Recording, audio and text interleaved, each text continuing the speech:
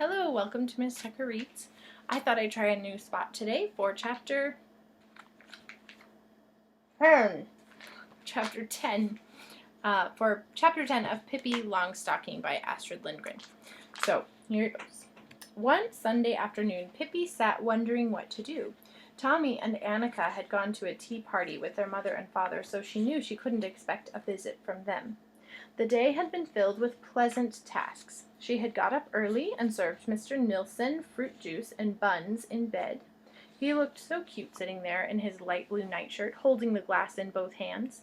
Then she had fed and groomed the horse and told him a long story of her adventures at sea. Next, she had gone into the parlor and painted a large picture on the wallpaper. The picture represented a fat lady in a red dress and a black hat. In one hand she held a yellow flower, and in the other a dead rat. Pippi thought it was a beautiful picture. It dressed up the whole room. Then she had sat down in front of her chest and looked at all her birds' eggs and shells, and thought about the wonderful places where she and her father had collected them, and about all the pleasant little shops all over the world where they had bought the beautiful things that were now in the drawers of her chest. Then she had tried to teach Mr. Nilsson to dance the schottische, but he didn't want to learn.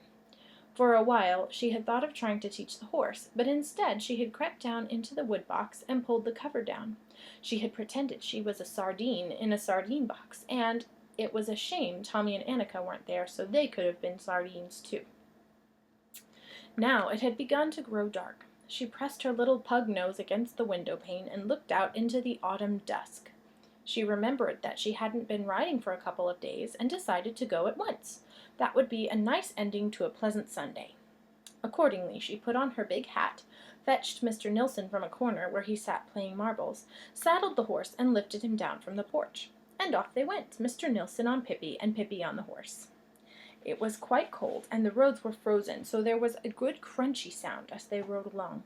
Mr. Nilsson sat on Pippi's shoulder and tried to catch hold of some of the branches of the trees as they went by, but Pippi rode so fast that it was no use.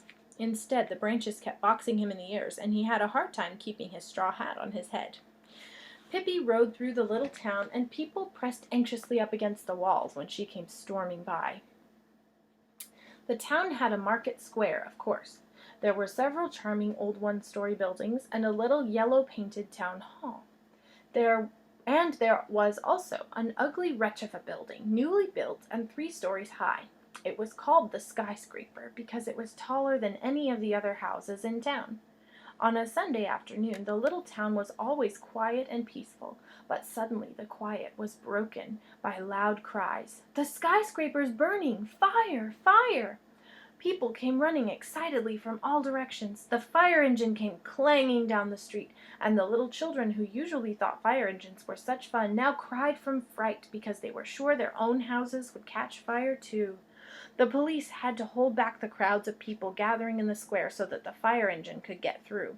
The flames came leaping out of the windows of the skyscraper, and smoke and sparks enveloped the firemen who were courageously trying to put out the fire. The fire had started on the first floor, but was quickly spreading to the upper stories. Suddenly the crowd saw a sight that made them gasp with horror. At the top of the house was a gable, and in the gable window, which a little child's hand had just opened, stood 2 little boys calling for help. "We can't get out because somebody has built a fire on the stairs," cried the older boy. He was 5 and his brother a year younger. Their mother had gone out on an errand, and there they stood all alone. Many of the people in the square began to cry, and the fire chief looked worried. There was, of course, a ladder on the fire truck, but it wouldn't reach anywhere near to the little boys. To get into the house to save the children was impossible. A wave of despair swept over the crowd in the square when they realized there was no way to help the children, and the poor little things just stood up there and cried. It wouldn't be long now before the fire reached the attic.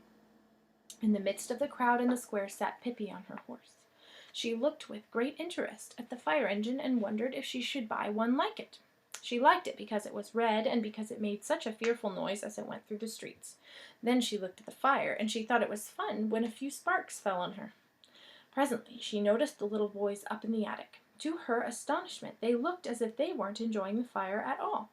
That was more than she could understand, and at last she had to ask the crowd around her, "Why are the children crying?" First she got only sobs in answer, but finally a stout gentleman said, "Well, what do you think? Don't you suppose you'd cry yourself if you were up there and couldn't get down?" "I never cry," said Pippi, "but if they want to get down, why doesn't somebody help them?" "Because it isn't possible, of course," said the stout gentleman. Stout means round. Pippi thought for a while. Then she asked, "Can anybody bring me a long rope?" "What good would that do?" asked the stout gentleman. "The children are too small to get down the rope, and for that matter, how would you ever get the rope up to them?" "Oh, I've been around a bit," said Pippi calmly. "I want a rope."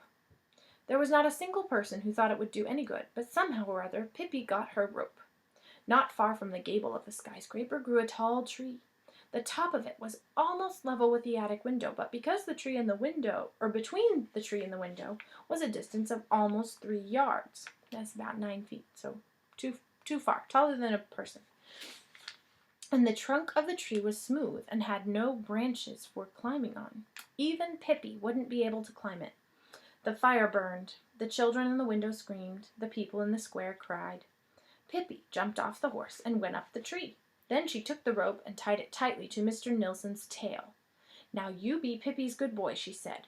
She put him on the tree trunk and gave him a little push. He understood perfectly what he was supposed to do, and he climbed obediently up the tree trunk. Of course it was no trouble at all for a monkey to do that.